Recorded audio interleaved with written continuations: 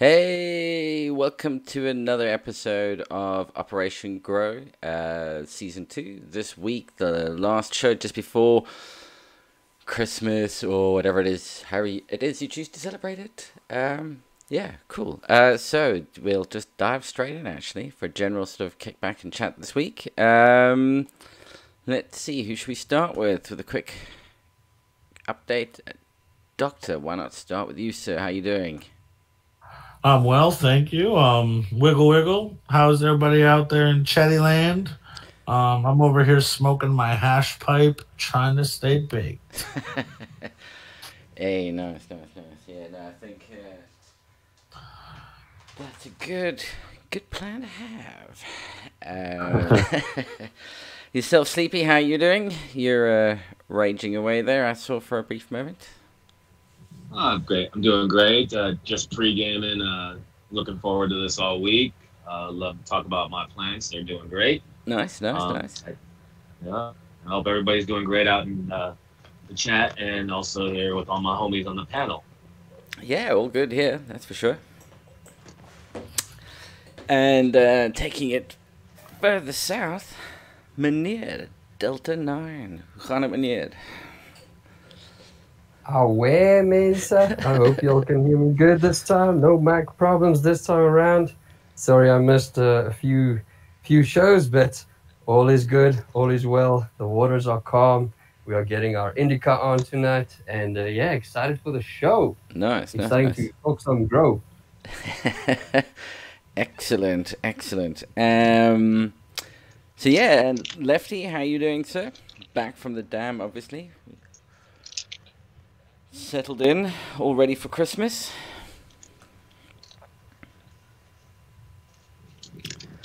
And I think Lefty's having a microphone problem. So we'll quickly... I'm here. Oh, there, he's there. Hold on. I just took my dogs out and they're all tangled around my feet. Lefty, I'm doing all right, man. Just got home from battling the Christmas shoppers and battling 3 little dogs, so we're all good. Good stuff. And last but not least, Canna Queen, how are you doing? Hey guys, still recouping from the Emerald Cup last weekend. Sitting here shucking some deep chunk blue tree star seeds. Okay, nice. Happy to be here. Happy to hear about everybody's plants. And what's up, chat? Merry Christmas, everybody, or however, happy holidays, whatever you fancy. Are those cicadas in the background there? Do what? Are those cicadas? I don't know. Oh, cicadas, yeah. Cicadas, is that what I can hear in the background? Jeez. Yeah. Not a very quiet animal. That's for bloody sure. It's actually pretty soothing, you know? Yeah. Maybe. Like fingernails down a chalkboard as well. So, how's everybody's grow going at the moment? I mean, I know, obviously Delta 9, you're a couple of weeks behind everybody else, but it now also looks like a few people's suppliers from High Pro have landed. I'm surprised it's taken as long as it has. But as I think you can see from Richard's one, it does look like they opened it up to have a look inside. So yeah, how's your grows all coming along? Oh, well. Anybody? Sorry, go ahead, Hannah. No, I just said anybody. Well, seeing as my name was mentioned first, I'm a little ways behind due to the delayed shipping and whatnot. Not the shipping, the arrival. It's all the arrival's fault. But as I mentioned in our behind the scenes chat, that my babies got slowed down a little bit because right after they germinated beautifully.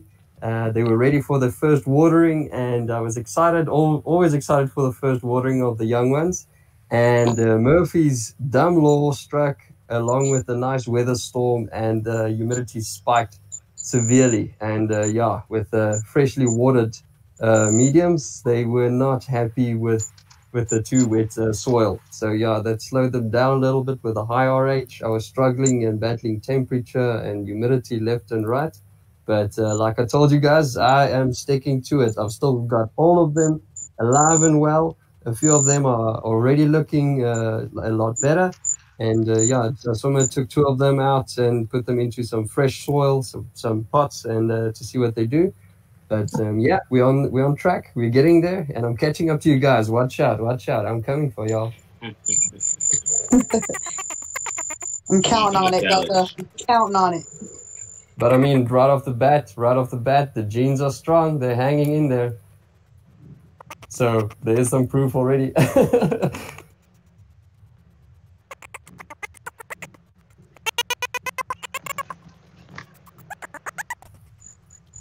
That was me crying a little bit, by the way. Sorry.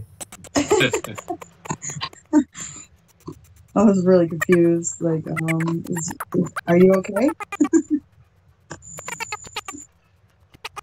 I'm always okay. So let's hear who else has got something to compare to. I want to be envious tonight. What's up with y'all grows? I saw Lefty's plants are doing well. Yeah, and we just talked about the light intensity a little bit in chat, but yeah, I'm curious. How's it going with your grows? My stuff's looking really good. I have 4 females left. 3 of them are really similar. They're a pretty good hybrid blend, I would say, of whatever the parents are. And then I have 1 pheno that's a straight up Hindu Kush pheno that looks completely different from the other 3. So yeah, they're looking really good. I topped them. I'm at day 44 today, I believe. No, 44, 45, something like that. But I'm going to flip them on day 49. I topped them on about day 28. All but the Kush pheno was a little bit further behind, so I left it alone. I'm glad I did. But mine are doing really well. I'm gonna put them into flower Wednesday, and we'll see how they go. But they've been trucking right along. What I've noticed from these plants is that they do like a lot of water. Yes. And they do like a lot of nutrients. I mean, right from seed, right in my spray solution, I had, a little bit of Natural Mystic, which is a dry organic Dragonfly Earth Medicine. It's one of their parts of their compost brew, but actually it's their foliar spray. But I've been using that, been using Photosynthesis Plus. I mean, I used a lot of stuff all the way through, so they've been definitely kind of getting fed right off from the start. So that, and I got fresh super soil that I'm sure is kind of on the hotter side. So they've been getting plenty of food and plenty of water, and they've been trucking right along. They're growing well. I love that you're calling that one the Kush pheno. That's pretty confident there, buddy. It pretty much looks like it. The way it's growing, it looks pretty cushy. I don't know. It definitely doesn't look sativa. Not with that fan leaf structure on it. Yeah, but hybrids can be very deceiving by looks. Honestly, the smoke's the true tell is in the smoke. 100. Yeah. Well, until we get buds and we get smoke, it's all a guessing game, right? Exactly. Keep guessing. You're the breeder. I did give a little bit of not a hint, but a little bit of info on some pointers on like a veg, and like just a stereotypical like overview of the strain. So I'm gonna go ahead and read it for the listeners so they can get caught up. This was just from one of my testers that had already grown it. It says, LST and toppings certainly take their time and causes stress during the process. It's all worth it with proper care and monitoring. The number 1 pheno is definitely putting out beyond the number 2 and is much more resilient to stresses. These plants also demand mid to heavy newts to be happy and progressive with their growth. I like to keep a smaller container during the first portion of LST and topping to establish a plentiful root mass. Lots of watering, but if you stay on top of it, after final transplant, they grow ridiculously fast. So I just thought that was a good little tidbit of information for everybody. Yeah, I enjoyed that. That was good. Yeah, Ken, I don't know. Like one day I showed you my plants, and you pointed out that they needed water, and you were right. They do need a lot of water. I've been on it like every other day. They've been taking the water down. They're chuggers. Mm-hmm. Agreed. Yeah, but they're doing great. I mean, I'm happy. Like I topped the ones I have. You know, I've topped half of them, and completely responded. Really, I mean, well, leaves still praying, still growing. You can't even tell. Like it's like the topping didn't phase it at all. Any of them. I topped 4, and they're all 4 are still doing great. And the other 4, I LST. Okay. And how are they responding? Oh, they're doing great.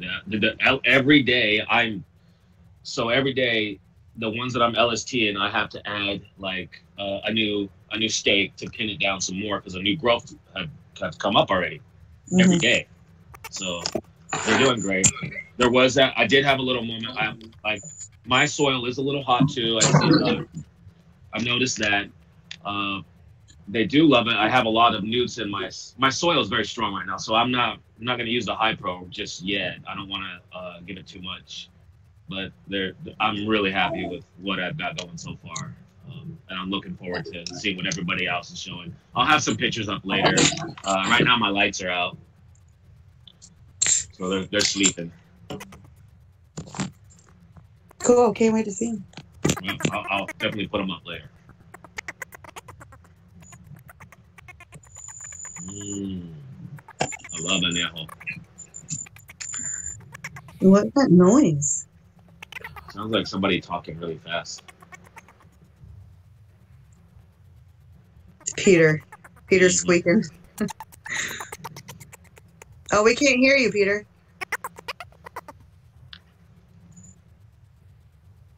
I want some of that tequila, though. Pass it over. Peter's the one making this. Now? Peter's the one making this squeaky noise. Better? It is. That new microphone's No? Yes? Oh, there you go. Yep. Yeah, we hear you loud and clear. Okay. A little too much tequila, maybe. Did you eat the worm? Maybe. No, there's no worm in this. No. Oh, it's not good tequila with no worm. And that's not tequila with the worm either. It'll be mezcal if it's got mezcal, a worm in yeah. it. Yeah. Mm. And the difference, I guess, the difference between tequila and mezcal, like every bourbon is a whiskey, but not every whiskey is a bourbon. If that makes sense. Every mezcal is made from essentially tequila. But mezcal has more of like psychedelic properties, in my opinion. I like for that. Yeah, the idea that the worm's supposed to be hallucinogenic is an urban myth. No, not the worm. Not the worm. The mezcal itself. Yeah, I don't know. I mean, I prefer the flavor of tequila to mezcal. But then I haven't really tried any really good mezcals. I enjoy nice tequila. It's good. I enjoy my Mountain Dew. It's pretty good. Yeah, no, great mixer. Great chaser. Oh God, no. Yeah, so what's everybody doing? What's everybody's plans? What's up? The next stage, coming to Flip for Flower, I guess, is the next big bit coming up. Yeah, I'm curious to see how many days everybody's gonna flip. I reckon everybody should flip on the 30th of December. I won't have room, guys. I gotta go next week. I think the first of January, the first week of January, the first week. I'm open. I can. I'm ready. Well, that's also it. If the plants are saying it's time to flip, then it's time to flip. Some people weren't ready yet, though, for sure. Yeah. My plants are stacking. They're getting real tight internodes at the top. Mine are ready to go. And is anybody starting to show sex on the plants already? Not yet. I haven't seen any pre-flower yet. Okay. I haven't seen any sex on my plants, so nope.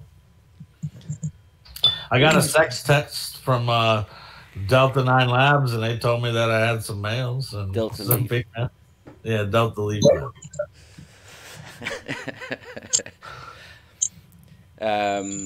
Yeah, no, I mean, yeah, here's an interesting one. So when growing from seed, one of the things I've heard is that really the time when they're at that point when it's like they're mature to start to flip into flower is You see that When the- pre-flower. when the nodal spacing becomes no longer parallel. I mean, so they become staggered. So suddenly, the nodal points become staggered. They're not opposite each other. At that point, it's mature and it's ready to flower. I mean, that's when you tend to see it starts to really start to throw the pre-flowers. So I'm told. Right. I've heard that from clones, or obviously experienced that from clones as well. As soon as you clone genetics, you start to see that staggering as well. Yeah, well, when you Maybe take it's- cuttings, that's because it's a mature plant. It's not a young Yeah. plant, so it's at that stage already where that starts to happen. Which again makes Yeah. topping it a little bit more tricky because there's no like even spot to take they're all offset from each other. I prefer that. That's a way more interesting morphology, way more bushy as well. I think. What do you think? Yeah.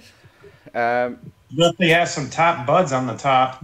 I mean, I think it happens anyway. I don't think I don't. Most of the plant. I mean, I think if you probably do some like hectic pruning to, like almost bonsai pruning it, and training it to keep it going when it starts to do that staggered, then more care and attention to the pruning to keep the shape.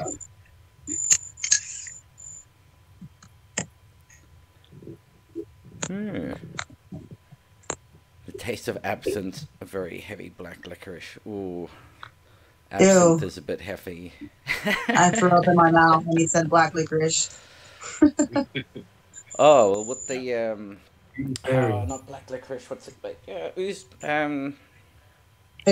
like the Not it's ouzo. from absinthe though. It's what is it? Aftershock. It's like cinnamon. Yeah, I think it's Aftershock. You're right.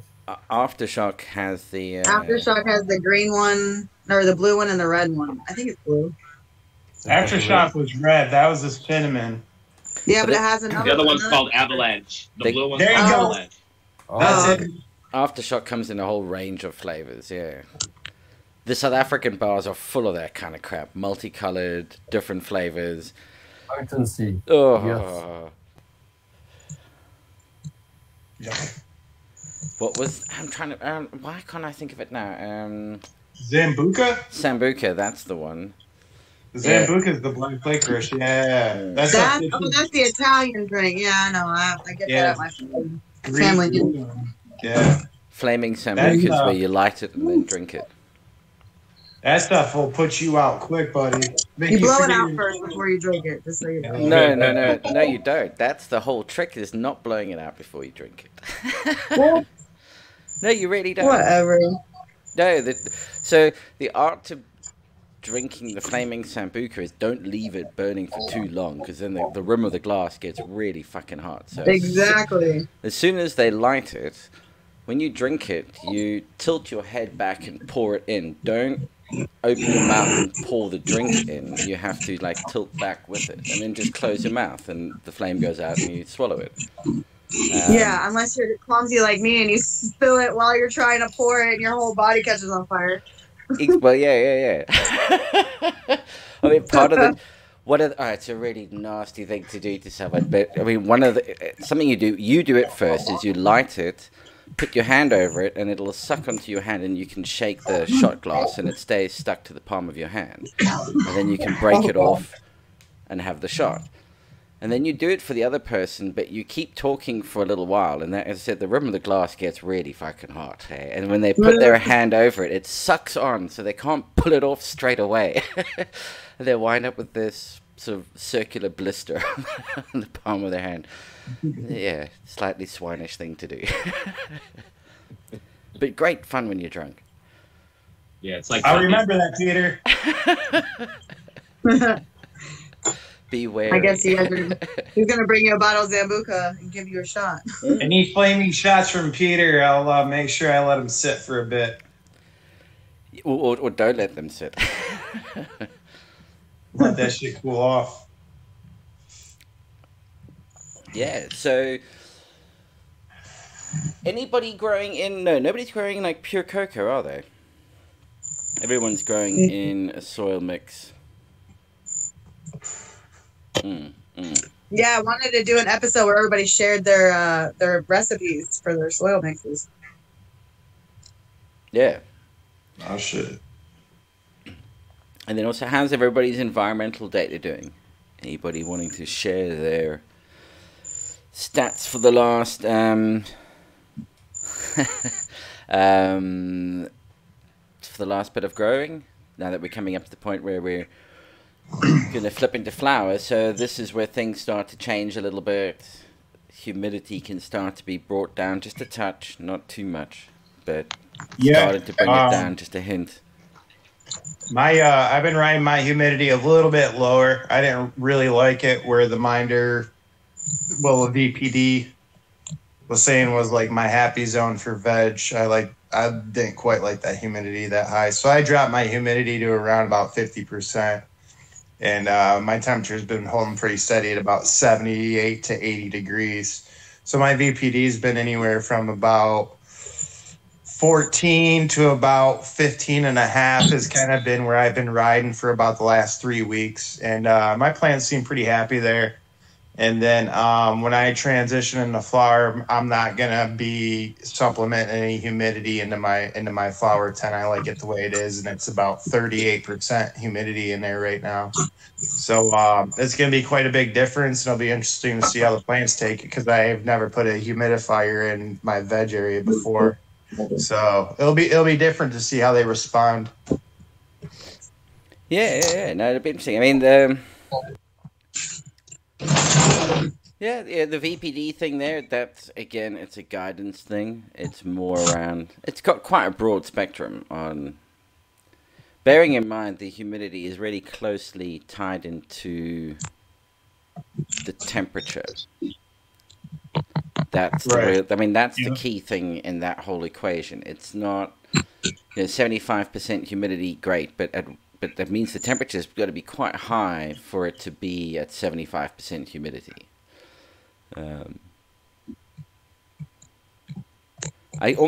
more important thing I reckon is actually keeping a track of where the VPD point is, and it's the three things. It's sort of like VPD, dew point,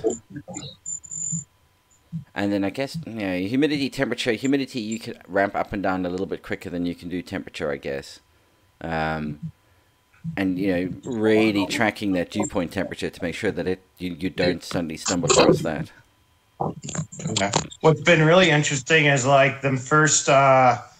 It's usually the first 2 hours after my lights go off, my humidity alarm for the monitor will go off, and I'll get an email for it. But it's only like the first 2 hours. It's once that temperature drops, and that humidity has to kind of level out to the temperature in there, and it takes about 2 hours for it to kind of like settle out. But for the first 2 hours, it seems like that humidity that's still coming off them plants and out of them pots hasn't quite caught up to the temperature, and it gets probably about 68% humidity when usually it's riding about 55. Well, it jumps that much. Are you able to share your charts? Because what you probably find that rise in humidity is more because remember it's relative humidity. So quite often it's linked to the temperature coming down when the lights go off. So that's why there's the sudden spike. Now the trick then is to say, okay, well let me turn off all of my extraction 15 minutes before the lights go off and just leave it so that the room stays warm and it cools off gradually rather than cooling off rapidly. And then and then that can stay off for 45 minutes before it'll kick back in again, and that gives the plants time to sort of shut down on their transpiration as well. There is no air getting extracted out of that area. Okay. So how There's quickly nothing does the brought in. temperature come down, out of interest? What's that? How quickly does the temperature come down? Well, for it to kind of balance out with the humidity in there, it seems like it takes about 2 hours. But No, so from the point of when so lights go off, temperature comes down. Is that is that curve on the chart 15 minutes, 45 minutes from the temperature being at its max to when it bottoms out? How quickly is it? And it'll probably drop and I'd then say it's about start to creep it's back probably up about again. 40. It's probably about 30 to 45 minutes. Probably after 45 minutes, it's probably pretty balanced out with what the ambient room temperature around it is. Yeah. Okay, no, that's cool. Which is that's ideal. 68 to 70 degrees outside of that. Yeah. Yeah, that the optimal they say is around 30 to 45 minutes. That transition. I mean, obviously, the steeper the temperature gradient, the longer you want that transition to be. But you're not swinging from 32 to 15 degrees. You're probably swinging over maybe 5, 10 degrees. So bringing that, then that's just the plants. And as they get bigger, of course, that's the other thing is they transpire more and more and more. So when they're small, you struggle with maintaining that humidity. And as they get bigger, it's like, fuck, try and get rid of all the humidity. Yeah, because say when I have a full 4x4 flower tent full of plants, I can have my lights turned up to 100% on the driver, and my temperature will stay about 78, 79 degrees in there. If I were to say take all but one of them plants out, that room spikes in temp in like a matter of a couple hours just by taking all those plants out of there. Doing nothing different other than just taking those plants out of there, it's like a matter of like 6 to 8 degrees. Yeah. Because they're absorbing all that heat and transpiring, and that transpiration is the cooling effect that it humidity. has. Yeah, that humidity is changing the air temperature too. Sorry, your environment. Pardon. Is your environment completely sealed, Lefty? Just curious. The flower tent, no, nothing's completely sealed. I mean, the tent's zipped up, but it's got an air intake and it's got exhaust. Interesting, yeah, because I'm also running in a tent in a room, but I'm leaving. I've played around with different setups, different combinations of tent open, fan on, every which way, and on my side again with I don't know what your temperature and climate's looking like, but currently I'm sitting with reasonably high ambient temperatures. So for me, it worked out the best to leave the room open, to have a draft through the room and have the tent open as well. So it's interesting how the different setups have, different results. Not different results, but your result that we're looking for. It would be really cool to be able to plot and model all of the airflow through the different rooms, different setups that people have got. That would be great. Yeah. Yeah, I got a 6-inch air intake, and it definitely brings in some air. And then I got a big, huge, like 16 or 18-inch oscillating fan in that 4x4 tent. So, yeah. Can I quickly ask, in my case, I'm sitting with a single inline fan. So I'm still in the progress of like getting the ideal setup and whatnot. But would you rather extract and have a passive intake, or would you actively blow air into the room and have it passively exhaust out through? Depends what you're trying to achieve.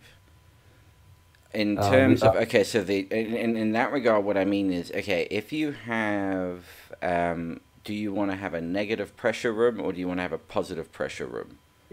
Yeah. So if you go negative pressure, which is where you're extracting, and it's passive intake, you also have a much better chance of filtering. I mean, smell, but then again, smell's not like a legality issue over there so much anymore. But the whole idea behind negative pressure is that you would be filtering the air extraction so it doesn't smell. But the advantage with positive air pressure is you're less likely to get bugs and shit coming in because you're filtering the air that you're sucking in, and you're blowing air into the room, so it's got this positive pressure blowing everything outwards, so you don't get bugs flying in because they'll just get automatic. And any little air gaps in that air is escaping, not sucking into them. So that would be the big difference. But if you're trying to control temperature with a fan, a single fan, then you want to use it for extraction. Then you have to put it at the top, obviously, and your passive intake's at the bottom, and make sure that passive intake, if you want to cool it off quicker, you make the hole bigger. It's basically what you're going to have to do. A year ago, I wouldn't have asked the question, but coincidentally, I also moved recently, so now I'm also dealing with a new layout and a new building setup and whatnot. So just picking your brain as well there. But cool, thanks, appreciate it. Yeah, I mean, and that's like that's something I definitely noticed when going across in the States, was everybody's like kind of running positive pressure because you're not worrying about the smell so much. Obviously in the legal states, you don't have to worry about the smell. You've got a license for medical states. Well, I'm running I'm bringing in fresh air from an outside room and then exhausting it out through a carbon filter. Yeah. But I bring in 4 inches, and I bring it in I brought it in mainly just for cooling. To bring in that outside room air. But I'm still able to pull negative pressure because I'm only bringing in. Oh yeah, if you're running 2 fans, then just make sure that the extraction fan is bigger than the intake fan. Oh yeah. Exactly. And that's I'm still able to pull that negative pressure then. And do be careful, okay? I mean, don't go and stick like a 24-inch extraction fan in a 2x2 tent, because the thing's just gonna go and suck in on itself. You'll vacuum seal your plants. I don't have tents. I have actual rooms, and I still try to keep up the negative pressure. I feel like it keeps a clean zone, instead of the other way around. It seems like you tend to get more dirty. You get more stuff floating around. Like literally, a leaf could not sit on my floor. It would spin around. So I have to clean it up, you know what I mean? So the negative pressure helps me in that aspect. Yeah. I mean, from a bug control perspective, you want to go positive pressure. If you want to keep, that's why, if you look at any lab facility where they're working with stuff and they don't want dust and shit coming in, they're all under positive pressure so that they blow everything out. You control the intake, so you control the quality of the air going in. Yeah, I mean, if you're having a problem, and that would be a tip, if you're having a problem with, let's say, you keep getting spider mites or maybe powdery mildew or something like that, then the trick would be to switch. If you can do it, switch over and go positive pressure. You may need to put a scrubber fan in if you're in an area where you need to worry about the smell, and a scrubber is just one that's not really doing anything other than just scrubbing the air, so just recycling the air through a carbon filter.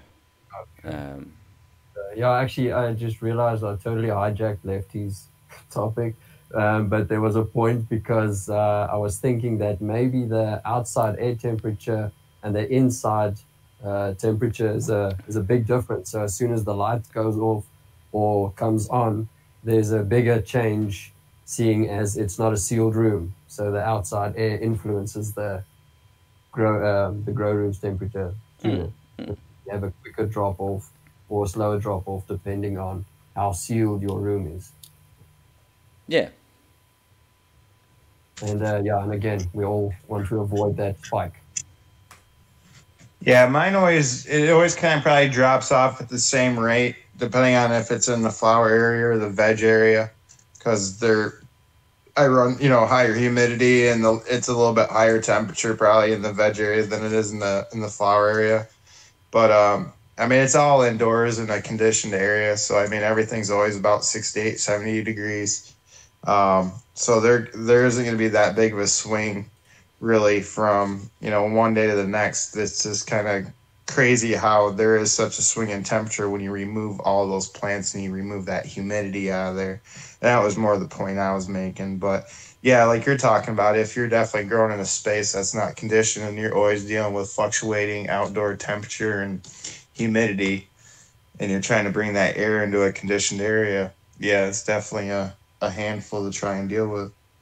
Yeah, and it makes sense why everybody's trying so hard to get 100% control of your environment so that you don't have to worry about the outside impacting your grow environment. And that's it's just a consistency. It's just a consistency thing. So, if you're running the same plant all the time and you got a consistent environment, you can kind of expect the same thing from that plant, where if you've always got a varying climate, you really don't know what that plant can do from one day to the next, so that's kind of a nice thing about having a consistent climate or environment. I mean, this plant was basically bred for these climates that we, are trying to get for. I mean, over time they've been breeding them indoors and indoors under these temperatures and under these, certain conditions. So we're just kind of trying to replicate that to get the best out of what we can get, right? Yeah. Sorry, go ahead. No. What Peter just pulled up is absolutely what I love to see about this minder. I get off on looking at these charts. I'm so serious. I'm just trying to work out how to make sure be able to see the whole week or the month or something like that. It is so cool. Let me hang on. We're going to make sure I can get so chat can see all of this as well. And hey, that's a key. Oh, I didn't even realize that they couldn't. Sorry, guys. Hold on one second. We'll get there. Has anybody ever tried taking a strain that they're familiar with, like something you've grown out several times, and tried running it at, say, like a much high, jumping your temperatures by like 5 degrees, or trying something real different to see if you could get different, different characteristics to come out of your plants? I absolutely do. I do it to get different phenotypical expressions. I have a sativa that I run, and I'll run it at hotter or colder depending on what I really would like out of that sativa. Yeah. If I want to run it hotter, though, I have to run the whole room of that sativa, basically, because when I say hotter, I'm in like 85s, and 85s with HID lighting is usually LARF, but with this particular sativa, I can get some real hard, dense, beautiful terpene nugs out of it. Yeah, I've even heard where I'm talking about amnesia. It's a sativa. It's an amnesia haze. Yeah, we're familiar with it. Yeah, no, I mean now. Okay, so now everybody in chat can see the charts from my chili grow. To be clear, I shouldn't laugh for the sake of them chilies, though, man. Chilies, though. And of course, for you guys, you're not used to seeing like numbers like 10s and 30s, but the Celsius really throws us off. Yeah, it's a totally different. I think JCC still has his set in Celsius. Yeah. But yeah, I mean. So temperature. Ooh. So what are we looking at though? We're looking at the. So here we're looking. The humidity chart. That's a temperature chart. Okay. So this is just looking at canopy temperature over the last 2 weeks. Yeah, 2 weeks or so.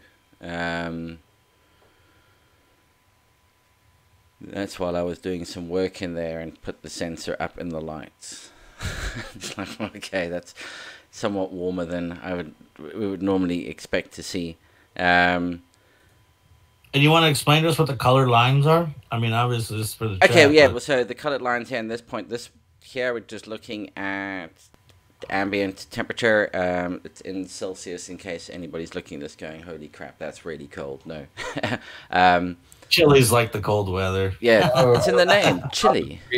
The metric, don't worry, Peter. Yeah, exactly. For the rest of the world that switched over. And it's over a number of weeks, but you can see it fluctuating. And for instance, this bouncing up and down is where it's trying to keep the temperature in check with a control platform that's just regulating it. If you actually look at it over, so it's trying to hold it around 25 degrees, which it does. But the other one, so along with canopy temperature, the other important temperature to actually monitor is your dew point temperature.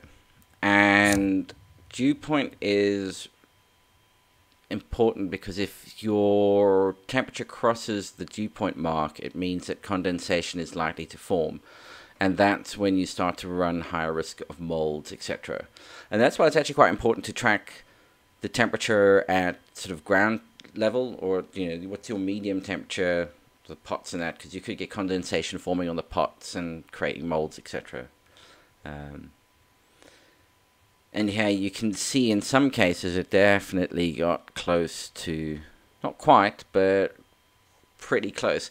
And something to bear in mind is this is measuring ambient dew point and ambient temperature. If your leaf temperature is 2 degrees Celsius lower than the ambient temp, that means in this particular scenario, the leaves are all, in this case here, that would have been at 22 degrees, so it would have been below dew point. Here it would have been just above dew point. So here in this area, during this time, the risk of condensation forming on the leaves is actually quite high, on plant materials quite high. Even though it doesn't show the ambient temperature crossing it, you've just got to remember that the plants, because they're transpiring, they're staying cool, and so they're at a slightly different temperature. Would you rather a smaller difference or a bigger difference? You'd want a bigger difference. My advice is to try and normally keep it like 4 or 5 degrees away from dew point if you can, which actually happens to work quite well with VPD. Right now it's playing havoc because it's been raining for weeks here, and so that's really been causing havoc with humidity in that. But you can see, I mean, the humidity ramps up quite sharply here, and that's a really high spike, but dew point doesn't really, I mean, the temperature doesn't shift that much, the dew point does come up, but relatively speaking, it's not that significant. Here you see temperature rises, humidity drops, but the dew point doesn't really fluctuate. And again, that's because it's what's interesting about the dew point calculation is that it's really looking at relative humidity and temperature. It's another one of those. It's very much like VPD. It's an output of those two numbers. And so if you look here, here when the humidity was at 77% and the temperature was 18 degrees, dew point was 14 degrees Celsius. But when the humidity suddenly drops to 59 and canopy temperature is 23, actually the dew point went up. So it's, in relative terms, it's actually more humid at that point, if that makes sense. I don't know. Yeah, there's some interesting observations. I've also... My question is, when did you find the best growth? Sorry, Delta, I didn't even... No, by all means, go for it. Mm-hmm. My question is, when in that point did you find the best growth on the chart you were just showing us? I find that... I do find that when you look at them... It's on this long chart, it's a bit hectic. Let's just try and let's go down to like 24 hours. I mean, it really, you do notice the difference when it's sitting in this range here. On the VPD range, I will say it is really. Sorry, hang on a second. Just has to print the fucking thing.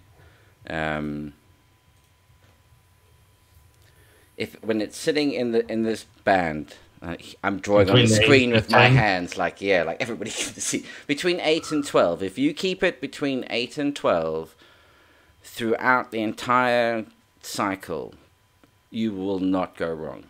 In terms of the environment for the plant. There's going to be cultivars that want it differently, though, like maybe less humid and more humid. You know, I just gotta imagine that certain cultivars are going to want that. Yeah, but okay. So now, if you keep it, if you go with temperature, the optimal photosynthetic temperature for whatever it is that you're growing, let's say it's 23 degrees centigrade. So now it's at 23 degrees centigrade is the temperature you want to keep it at, and then you want to fluctuate the humidity up and down to keep that in this band between 8 and 12 hectopascals.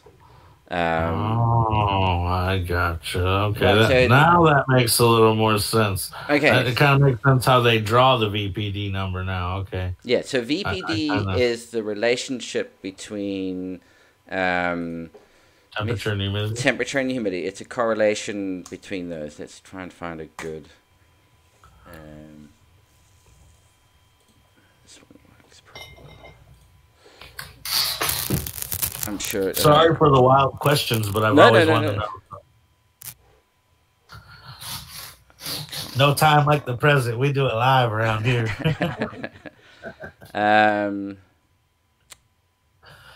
So can you see that? Is that you guys can't? Can you see? What can you guys see? Which bit of YouTube can see a red chart with yellow, like almost a tornado going through it. Now you just went to big buds with the green in the middle. Yeah, we can see that one. Yeah. Okay. Cool. So here's. Let's say you want to grow at between 22 and 23, so 71, well, let's say 71 to 75 Fahrenheit, okay? 22 to 24 degrees Celsius, that's kind of like the optimal band.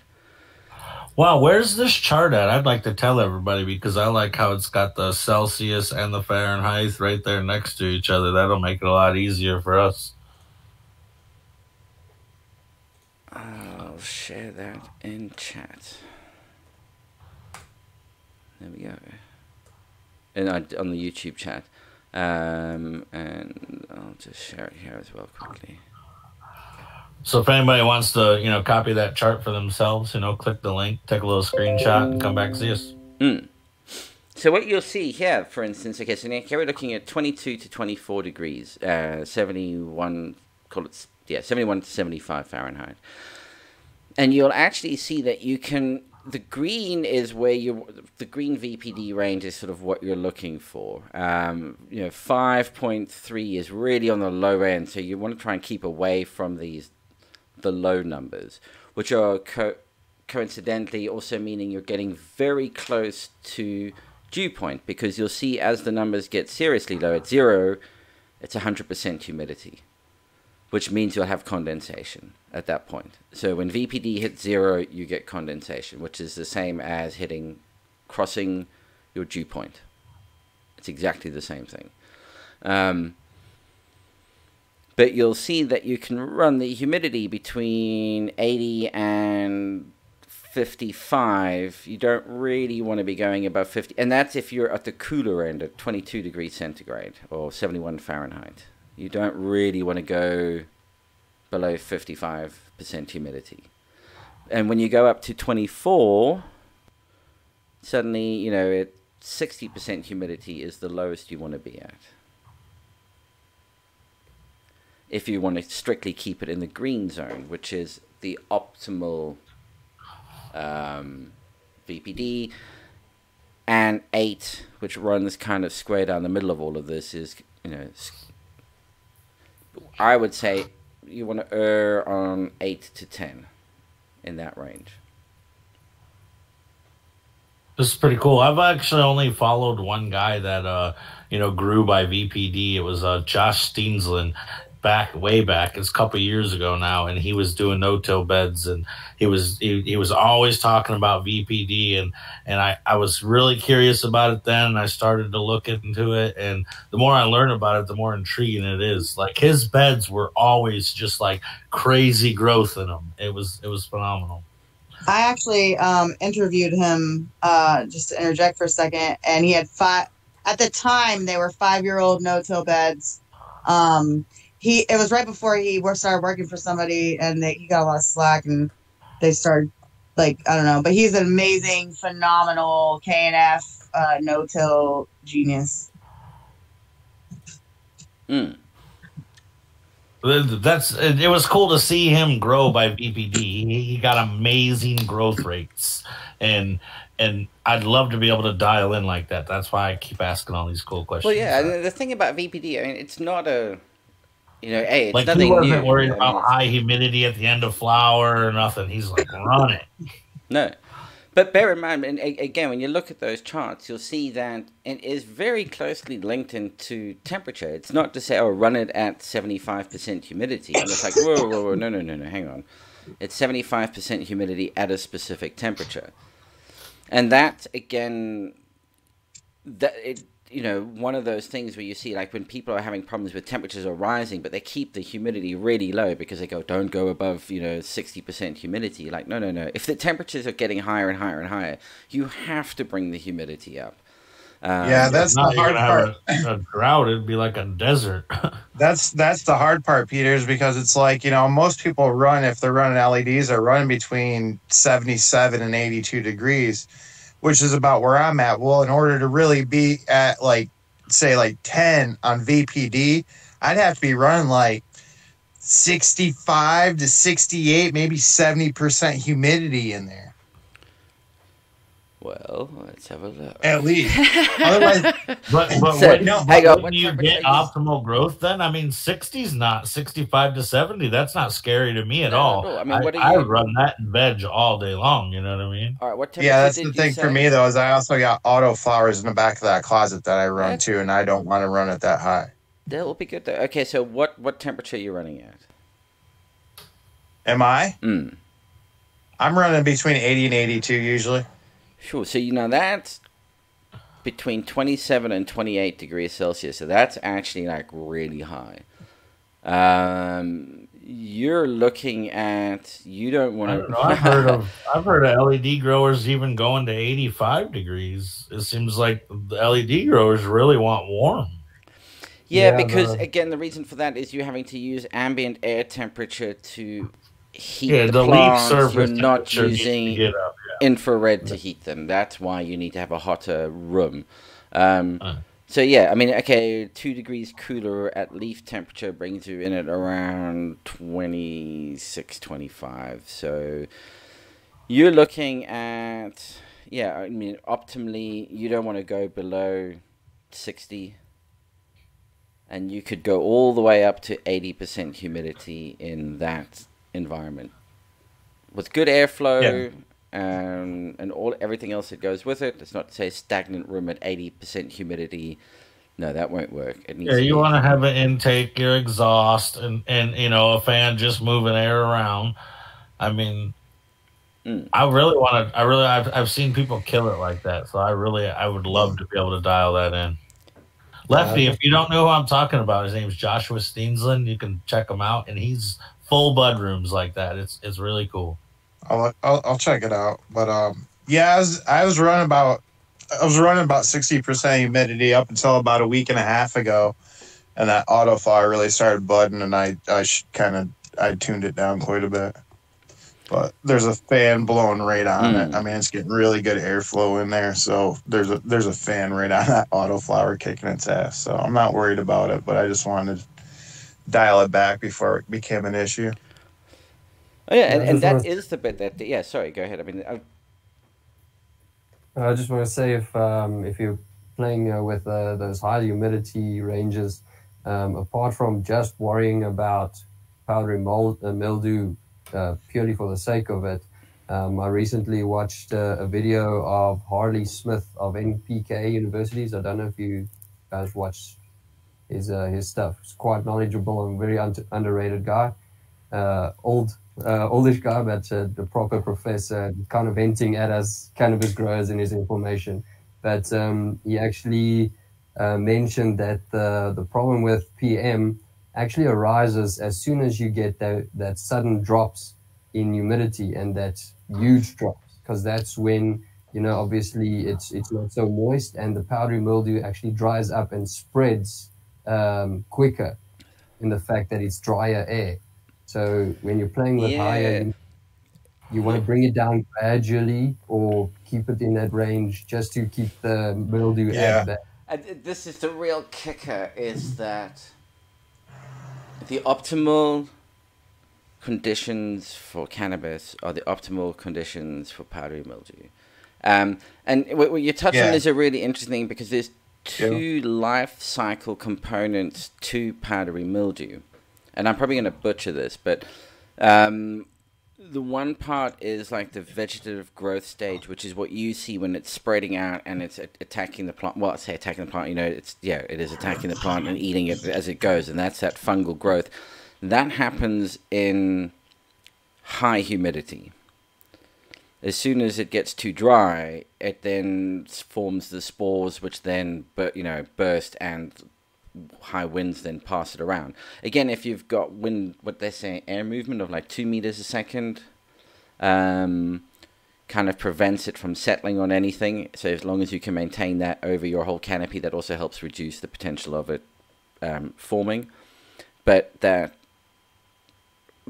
catch with powdery mildew is, it's when you have the swings. If it swings too rapidly it goes from really moist to dry, and they burst, and you don't want that happening. And then they blow around, and then it goes really moist again, and they start to spread and get through their vegetative growth stage.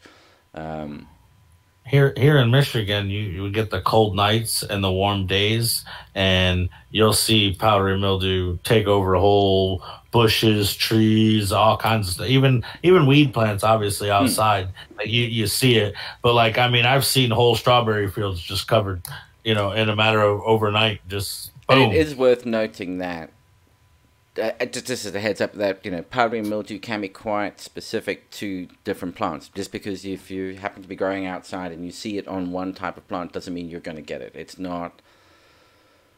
There are powdery mildews that are not something that's there are plants that are heavily specific. Acceptable. Yeah, I'm not so much worried about that. I'm more worried about just getting it really humid in there when I'm in full bud, about ready to harvest, and getting like a bud rot or something like that. Just over humidity at the end. And there I say key is dew point. Really track that dew point. What you want to when you're getting into that heavy bud stage, bearing in mind that on average, you need to look it up in what it is in Fahrenheit, but leaf temperature will plant a healthy plant that's in the good VPD zone is going to be 2 degrees cooler than the ambient air temperature.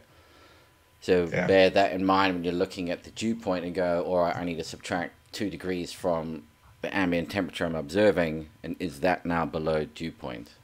Maybe I should actually get that added into the charts as an option. Yeah, I'm only going to be vegging hard for another 4 days, and then those are going to flowers. So I only got to play with it for a few more days, and then it's going into something with much lower humidity. But yeah, what you said earlier, consistency. Yep. Keep it there. Yep. And usually I don't run, like I said, usually I don't run a humidifier in there. I just wanted to see the difference. Having the minder unit in there and being able to monitor it, I just kind of wanted to get a gauge on what it is now and do it this way with the Operation Grow stuff, and then track my own grow after it to see the difference, maybe by dropping the humidity. And one of the things you can almost see visually in the plants, they talk about the praying, and that's really something. When you play with the VPD, you can watch them shift. When you have the VPD sitting in the middle, like around 8-10, you'll almost see all the leaves up, as I say, praying to the lights. And when it gets too extreme, they start to sag and they don't quite have that same vigor look to them. I don't know how to explain it.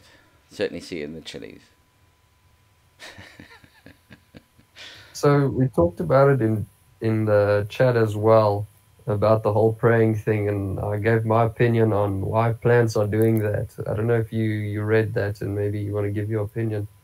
But basically what I said is like, it is definitely a good sign that plants are praying. That it's definitely a good sign. But in my mind, there must be an actual reason for it instead of just, it looks great and it's a good indication. But I'm actually thinking that it might be an indication that they're actually reaching up for the more intense light. Because a lot of the way that it's positioning, it's quite a subtle thing. It's a lot to do with how the leaf is positioning itself. So when it gets too warm, they do, they taco up. They start to curl up on themselves. And the reason why they're doing that is because they're trying to expose less surface area to the light coming down, which again, you'll notice it probably a lot more on, that way of doing it, of curling like that, is more effective when it's getting infrared heat, because by suddenly reducing how much of the surface area it's exposing to the infrared, it'll cool the leaf down. If you just warm the whole room up, obviously it doesn't make a damn difference what the leaf does, because everything around it's that higher temperature. So when they start to pray the way they're doing it and they're not curling in, is they're actually trying to expose, and what they're literally doing is exposing as much of themselves as possible optimally to the light, and actually spreading themselves out as wide as possible to do it. Can I propose a non-scientific answer to this question? I've always noticed that my plants pray after a very heavy feeding or an intense tea, something like that. So how after you eat a big giant meal, you almost feel high. Do you think maybe that's part of the reason? Well, yeah, because they're transpiring at their optimal capacity. They're actually going for it at full tilt. That's it. They're full. They're eating. They're drinking at their optimal capacity, and hence they are at full attention. And as soon as it gets too much, or they have to start to combat this perfect environment, then they start to wilt and tilt, and they're not quite in that perfect happy optimal zone. Happy zone. Exactly. They're showing that they're happy. Here. I really feel like when they're actually praying like that, I think they're actually almost starting to close up. Because if they started to pray like that and you lowered your light, and I've done this because I thought they wanted more light, they will actually almost close. They will pray to where your hands are together. I think it's got something to do with too much intense lighting, or at some point there's a happy medium. Yeah, it's on that. I mean. But it's at that point just before they want to start doing it. So and the closer you get to that, as you say, you drop the light a little closer and it's too much all of a sudden. They go, okay, no, hang on, that's too much. And you raise it back up again and they're back to, okay, hang on, that works for us. And if you raised it an extra 2 inches instead of lowering it, they might not have prayed at all, and they would have just laid back out, and they'd have been able to soak up all of it with their big solar panels, But at the same time, photosynthesis takes place at this optimal temperature. So again, if they're starting to wilt off, they're folding back on themselves. I mean, it's the physics of it. There's a whole biology that comes into play. I had to play the devil's advocate because I truly believe that what I was saying is correct. But I'm not. I'm only just a. I'm just a. I don't know any scientific about it. So. No. But again, it's an observation. It's hitting the nail on the head. But the very point you're making is that the degree of praying gets to the point where actually they go, okay, hold on, that's too much, and they will shut down. They go, it's too close, it's too intense. I now need to try and slow down again. But also, I think you could feed it heavy and maybe make up for that little bit of prey, and it just work, stronger as a plant. Like let's say, like if I was bodybuilding and I ate that shake before I went and worked out. We're getting into the fine tuning differences here. I mean, I think that's exactly what we were talking about for that happy medium. Yeah. I mean, the happy medium is a broad range, and then it's as Delta mentioned on the previous one, tuning a car engine.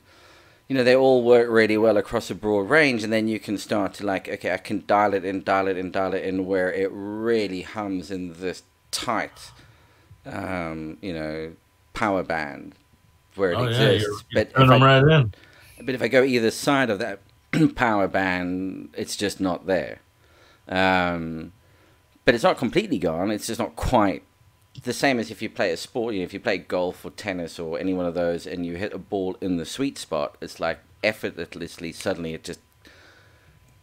it goes. I mean, I'm sure it's the same in a baseball bat. There's a sweet spot on it where it almost feels effortless when you hit it.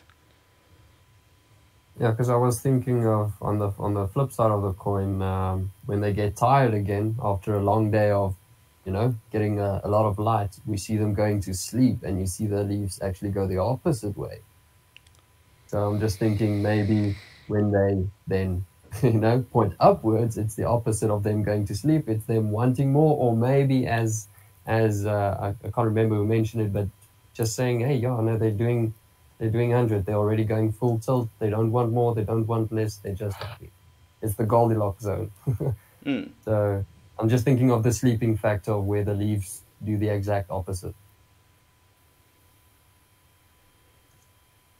Yeah, and you see them sometimes before the lights go out. Suddenly the plant just droops, and that's because it's had its daily light limit,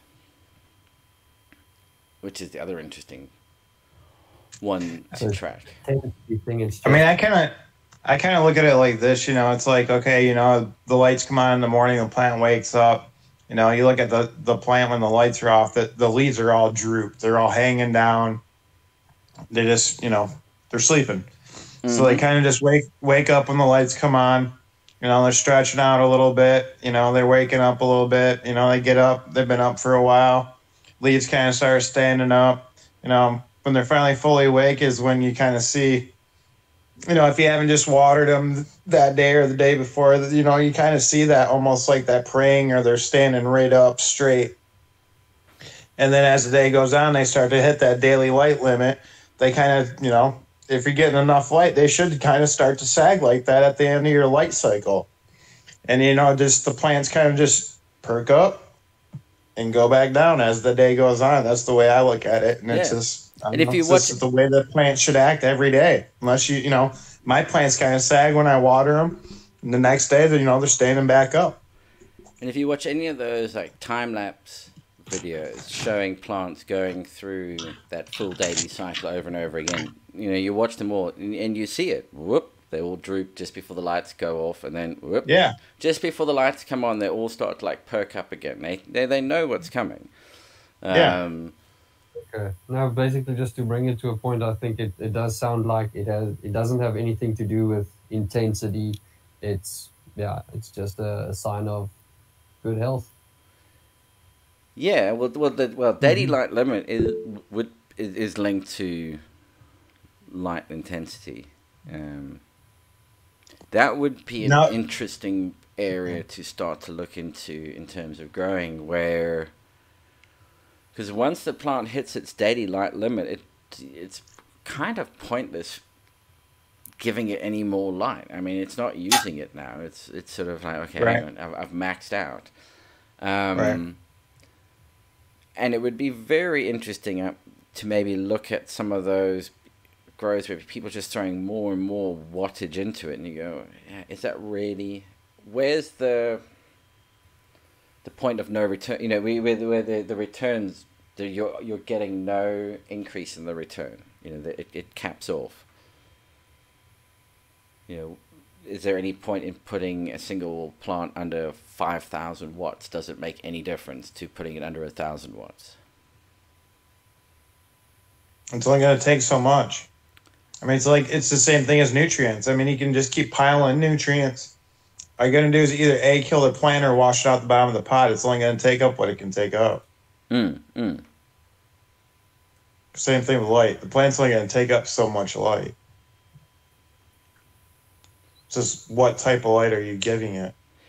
Yeah, and there again, that becomes the thing about, feeding it the correct light spectrum. I mean, now I think the big revolution in growing in the next 10 years will be right now how we talk about nutrient and nutrient recipes, and those will be talking about dialing in light spectrums at specific points during the growth cycle to do certain things that we're after. And I mean like fine-tuning, dialing it in. Or even throughout the day, throughout the growth cycle. Mm-hmm. Yeah, well, no, precisely. Yeah. I mean, yeah, exactly. Positioning of the sun all day, yeah. But that's what it'll come down to. That it'll be available at the home grower level. You'll be able to fine-tune that spectrum, because whether it's LEDs that are doing it or some other kind of light-emitting whatever the fuck, spectrum is what it's all about, and being able to just put the energy into the spectrum you're interested in. Doesn't matter if they can produce HPS that can do it, great, let's go for it. It doesn't really matter what the light technology is. Does anybody else play like 11, 13 flower cycles or like 17-7 veg or anything like that? No, I'm just I'm running. 11, 13. 11, 13. Yeah, I do 11, 13. I like to switch to 17-7, but like I said, I have those auto flowers in there, and I'm already kind of pushing it running 18-6 with them. So. Now, if you were running with the far red puck, you could do 14-10, as in you could flower with 14 hours of light and 10 hours of darkness. Why would I want to do that? Because you give it more light, and light is key to the plant photosynthesizing and producing what it wants. And the reason why... So in nature, what happens... And this is why if you plant outdoors, flower before they hit 12-12. It's just a change in the light spectrum. Well, it's that far red pulse. Right. That's what that puck's designed to do, or that far red It's spectrum an initiator, does. right? So it initiates sleep and initiates... initiates flower like a week earlier, I know that, yeah. Well, it doesn't initiate flower a week earlier. What it does is it initiates... Speeds it up. The biology behind it is... It initiates... It causes the on-off, like go to sleep, wake up. It kicks that in almost instantaneously. So in nature, when the sun rises in the morning, there's a far red pulse that happens that kind of tells plants like, boom, wake up. Right. And it's just a hormone in the plant that just switches one way to the other. And then in the evening, just as the sun sets, boom, it gets the far red pulse again, and they all go, shit, time to go to sleep. And they do it quickly. The thing is, if you just switch your normal lights off, it takes 2 hours in total darkness for the plant to realize, like, fuck, it's dark.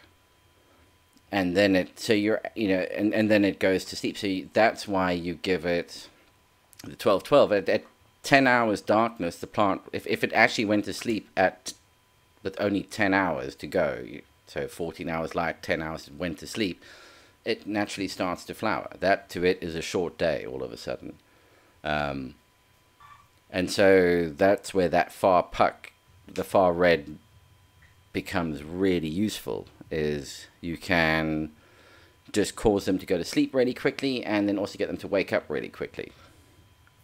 Yeah, I think it's a lot like us humans who have to cut out blue light before we go to sleep. It just helps you get into that restful state quicker.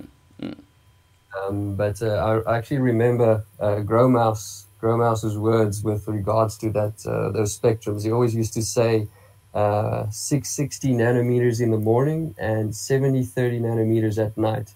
But I've heard some debates of people saying that you don't need to turn them on and off. You can only have them on consistently, or so I don't know. That's what I've heard, but I don't know so much about the on and off thing. Personally, I've got one. New. Sorry. Yeah, they got new boards that are on like separate timers that will actually come on separately before your other lights to like just initiate that 660. And it only has to come on for like 15 minutes. Yeah. And what was interesting when I put I did a lot of photos out the window looking at with an infrared camera and just photographing like every 5 minutes over 48 hours or so, looking out at the garden when I was doing the vegetative indexing stuff, and seeing at sunrise, you suddenly saw there was a very different spectrum of light, and it literally lasted for about half an hour. And then for the rest of the day, the spectrum looked kind of the same. And in the evening, for half an hour, just as the sun was setting, the spectrum changed completely again. And you could also see it in the actual vegetative index of the plants. You could see they reacted differently to those two spectrums at the beginning and the end of the day. It was actually quite noticeable. But just from a pure infrared spectrum, it was a very different infrared spectrum for the first half hour and the last half hour of the day. But now, as far as your light cycles, that Peter, you're talking about 1410. Now, wouldn't that all depend on what your DLI would be? I mean, if you're running 1212 with that red initiator puck, you know, you could still be getting it to go to sleep off and on the way you want it to. Well, no, okay, the daily light allowance, the DLI, or DLA, that would just be that if you exceed it, there's no point in continuing. If you give it less than the daily light allowance, then it doesn't care. But yeah, that's what I'm saying. If you're reaching it with 1212, why would you go 1410? Even with the initiator, I mean, you can still use the initiator. True. Exactly. But what you might want to do is you could maybe reduce your wattage a little bit and just give it bearing in mind it's getting longer to photosynthesize for, maybe. It's just that you can kick it in sooner. Yeah. Mine's not. All I'm saying is if you can reach your DLI at 1212, then, you know, why run 1410? So this would depend on your lights and your plants. You know, if they get enough at 1212, but save that energy. Yeah, if you're getting to it. If you're not getting to it, though, then you maybe want to extend how long you could run your lights for. So I would, sorry, tequila kicking in. Good point. I wanted to interject back to the spectrum real quick. When I was at Emerald Cup, I have to get the name of the lighting company, but it's a water-cooled 1200 watt LED light bar. Chilled LED.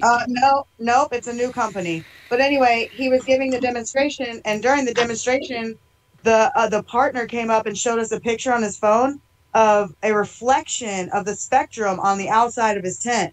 And it was showing what the spectrum of the plants get, just reflecting throughout the room.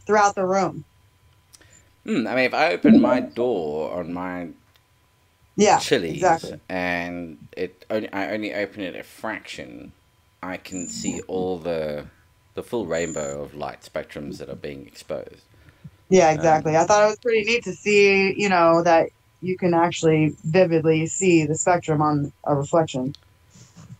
Well, yeah, if you're running any light, actually, if you want to see, kind of get an idea of what colors are in it, if you put it through a thin slit, look at it through a thin slit, you know, so you take a piece of paper, cut a tiny thin slit through it, and then shine the light through that onto a board on the other side. It will diffract the light, and will refract the light, and you'll see the different spectrums. What I've done in the past with HPS lights, and now don't laugh, but I used to use my phone's smart apps to take a photo of I don't want to say the spectrum. I can't remember the exact word. It's also a lighter. But if you take a photo of, let's say, I would take a photo. Dude, your mic's breaking up. How's it? That's better. How's it? Better? Yeah, that's better. Oh, sorry. Lav mic. I got excited there. But yeah, I used to take photos of like a white piece of paper underneath the light, and with an app, I would then read the spectrum of it. It was more for photography, so you could see the RGB spectrum, but it gave me an indication of how much green and how much blue and how much red was in there. But yeah, seriously old school method of checking spectrum. Well, that's doing a manual white balance. Yeah, essentially. That's it. Well, yeah, it's exactly what you're doing by taking a picture of something that you know to be white, and then you take a photograph of it and you say, okay, I know it's white. Tell me the fact that it's slightly yellow. Tell me what that mix is to give me from white to that. What does it need to be? You know, subtract. Essentially, what it does is it takes that and subtracts from the RGB channels. Oh, sorry to get technical. From the RGB channels, what it does is it subtracts 255, 255, 255 from all of them, and what's left over is, or it subtracts that from 255, 255. It doesn't really matter which way you do it, and that gives you the number of RGB. It gives you the color. Yeah, and if you can just pop it into let's say an Excel or something, create a little graph, you can get some data out of it. Yeah. But it's really old school. There are way better methods nowadays. All right, tell you what, with your phone, it's amazing what you can actually get it to do. And that's a trick if anybody who's interested in taking photographs of plants under like HPS lights and things like that, where if you don't want to go and spend money on a Method 7 lens, let's put it that way, when you take your photo, tell it that you want to do a manual white balance and just have a white piece of paper, point it at the white piece of paper and say that's white, and do it under the HPS lights, and suddenly you'll notice all of your the pictures will suddenly have the correct color correction done to them, and they won't look yellow. Like or balance it in the shadow side of the paper if you want to balance. I've actually learned that ever since. So okay, so not doing the bright white side, do it on the shade. But yeah, and lock that white balance. Take your photos. Yeah, it makes a huge difference. I've battled personally. How do you get rid of purple there, Tequila Man? Exactly the same. I mean, that's the whole thing. Exactly the same process. The correct term is blurple. Yeah, I know. But I mean, in all seriousness, it's exactly the same process, because it just needs to know what white is. And then it'll just correct itself, because it then knows that that's the baseline to work with, because in the RGB color range, white is 255, 255, 255. So if you show it something that's not that, it can work out how far off on those three, red, green, and blue, it can work out how far off it is, and then it corrects itself. Gotcha.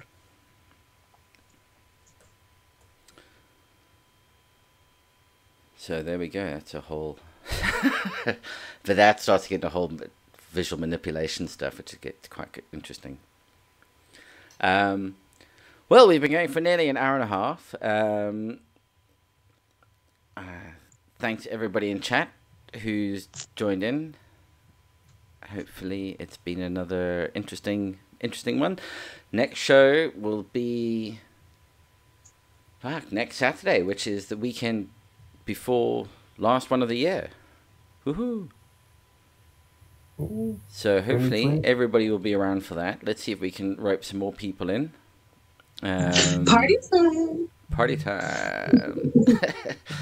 Hey, there ain't much of this left. I tell you what, it's been a good party. Fucking hell, there's not much left. Yeah.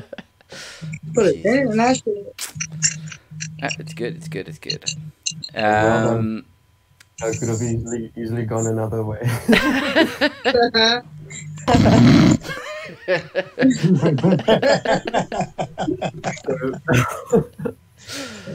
Fuck all of you, Zanke. I can say you wash right now. Yeah, so thank you everybody for watching. Please join us again next week. And for the last show of the year, we will definitely be doing a couple of giveaways, which means you'll have to actually jump into the channel and join in on the conversation to be in for a chance to win. So pass that around. We'll definitely be doing that next week. Guys, hang around. We'll carry on chatting afterwards. But thank you, everybody. Have a great week and a good Christmas, holiday, whatever you want to celebrate. Doesn't really matter. Happy holidays. Say hi, everybody. That's it. Happy holidays. That's the one. Eat lots, drink lots, be merry, fight with the family. Typical this time of year. From one black sheep to another. Yep. Cheers, everyone. Peace and love.